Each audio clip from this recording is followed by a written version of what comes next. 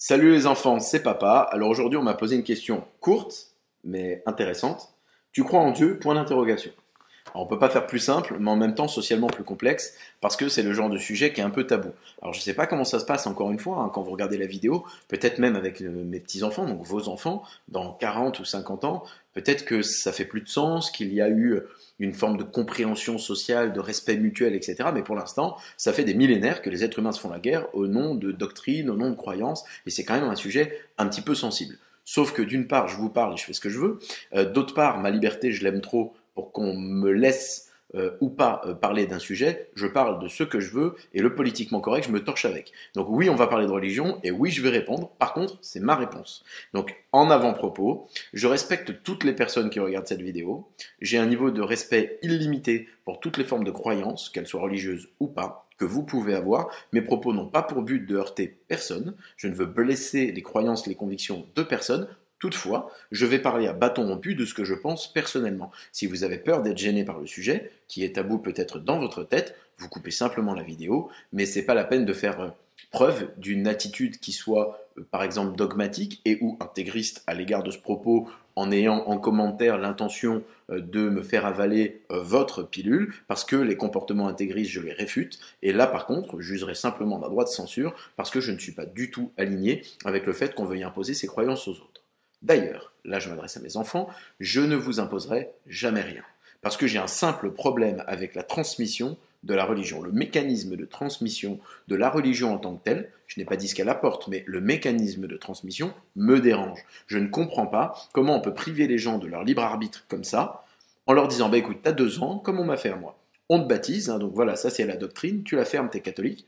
Moi, je me souviens d'un truc parce que j'ai vu des vidéos, donc en fait, c'est pas des souvenirs, mais j'ai vu des vidéos de l'époque qui sont assez marrantes où le curé me jette de l'eau bénite sur la tronche et je sais pas pourquoi ça a l'air de me plaire et je dis encore. Voilà, c'est resté dans ma famille, on en parle souvent. C'est un truc dont je me rappelle pas personnellement, mais j'ai souvenir des vidéos que j'ai vues là-dessus et ça nous fait toujours marrer. Bon, ok, ça c'est rigolo. Derrière, il y a des côtés de la culture, de ce que ça peut apporter, de la structure de vie qui sont finalement des principes généraux et moraux qui ont cours dans toutes les croyances du monde au final. Hein. Il y a énormément de choses qui se recoupent. Donc je ne réfute pas ce que ça contient, je ne réfute pas ce que ça apporte. Je suis pas d'accord avec le mécanisme de transmission. C'est une privation de libre arbitre et je vous respecte trop pour ça. Donc vous ferez votre chemin spirituel si vous en avez besoin. Parce que tout le monde n'a pas besoin d'aller à la rencontre de plus de spiritualité. Ces choses vont dans la vie. Peut-être que vous ferez un voyage, que vous irez visiter des lieux sacrés qui éveilleraient des choses en vous. Vous irez peut-être lire des livres de théologie et autres qui vous permettent un éveil spirituel. Quelle que soit la réponse ou les réponses que vous trouvez,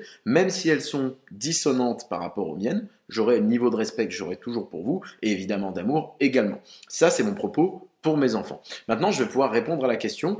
Avant de te répondre, est-ce que je crois en Dieu? Je vais être un petit peu punchy. Je crois en moi d'abord. Ouais, t'as bien entendu. Hein, important ça. Pourquoi? Parce qu'avant que tu me demandes si j'ai la croyance en une entité ou la personnification d'une chose, ou d'une idée, ou d'une spiritualité, ou d'une énergie que je n'ai jamais croisée, je vais déjà te parler de la personne que je vois tous les matins dans la glace quand je me lève. C'est moi. Et ma conviction, je ne vais pas rentrer dans des délires ésotériques, c'est pas le sujet, Dieu c'est nous, en fait. D'accord? En tout cas, si Dieu existe. Et pour moi, on est une part de ce tout, et je suis peut-être la face avant du point, ça me va bien, t'es peut-être la face droite du cœur, t'as peut-être quelqu'un qui est la face gauche de l'épaule. En fait, on fait partie d'un même tout. Et déjà, ma première conviction, c'est que quand tu te lèves le matin, t'as une responsabilité d'honorer cette putain de chance qu'on t'a mise d'être sur Terre. Faut pas oublier que t'as battu des centaines de millions de spermatozoïdes et que t'es déjà un gagnant. Et ça s'honore. C'est une chance que t'as. Et ça, c'est un truc qui m'effare. Je ne comprends pas comment tu peux croire en quoi que ce soit. Là, on parle plus de religion.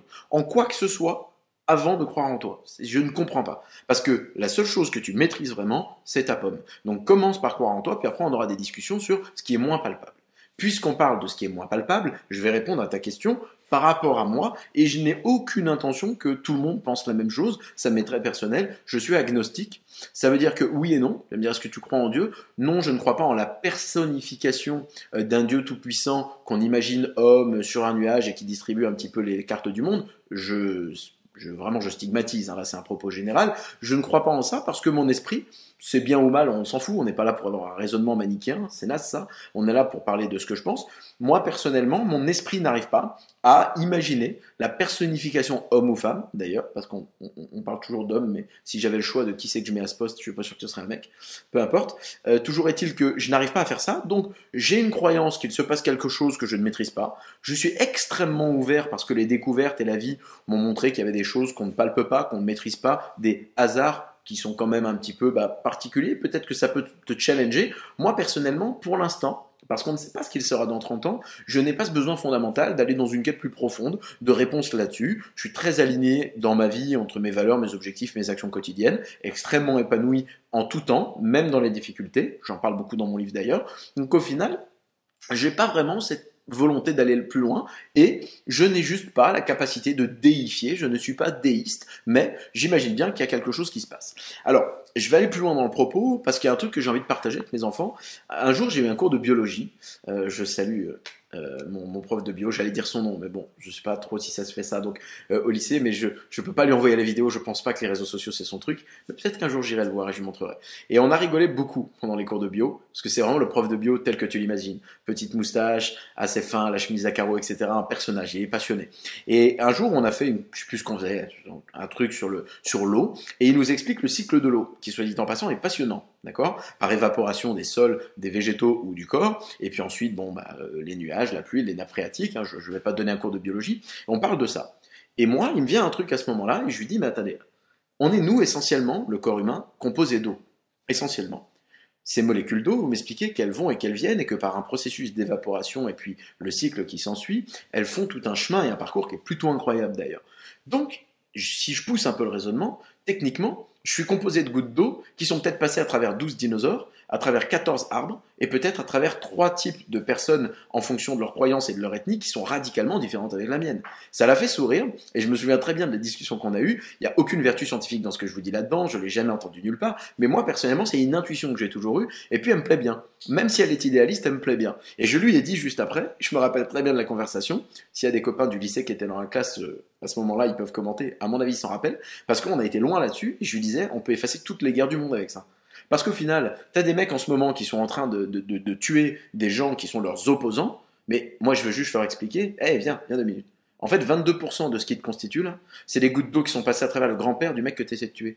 Donc au final, on est une part d'une même entité, d'un tout, et pourquoi au nom de croyances X ou Y, tu voudrais imposer ce que tu es aux autres, et pire, avoir une posture intégriste vis-à-vis de ça. Ça, c'est ce qui me dérange. Et sur le sujet de la religion, on ne peut pas en parler fin 2019 en occultant le fait que c'est toujours un très gros problème. C'en est un. Et à tous les intégristes de ce monde, je vous fais coucou, et je vous emmerde allègrement, en fait. J'ai aucune crainte là-dessus. Tu vois, n'importe qui peut tomber sur cette vidéo, je t'attends. Et pourquoi? Parce que si mon destin, c'est de me faire zigouiller pour ce genre de paroles, ça sera comme ça. Mais je vais pas raviser ce que j'ai à dire sous prétexte que des gens ont décidé qu'un arc-en-ciel, il est beau que quand il est vert. Non, un arc-en-ciel, il est beau quand il y a plusieurs couleurs. Il est beau quand il y a une complémentarité des couleurs, un alignement des façons de penser peut-être parfois, parce que c'est vrai que c'est joli, il y a des lignes qui sont superbes, mais t'as vu, c'est des lignes superposées. Donc peut-être que dans une même ligne, il y a une communauté de personnes qui se rassemblent sur une même croyance et ça peut être génial. Et puis au-dessus, t'en as une autre et c'est ce qui fait que c'est magnifique. Donc la différence dans ce monde n'est pas à combattre, elle est belle. Elle est ce qui donne de la saveur aux conversations, aux interactions humaines, et il n'y a rien de mal à ça. Donc ça sera mon message pour le monde, et pour répondre à cette question, en toute humilité, en n'ayant aucune intention que ni les gens qui écoutent, ni mes enfants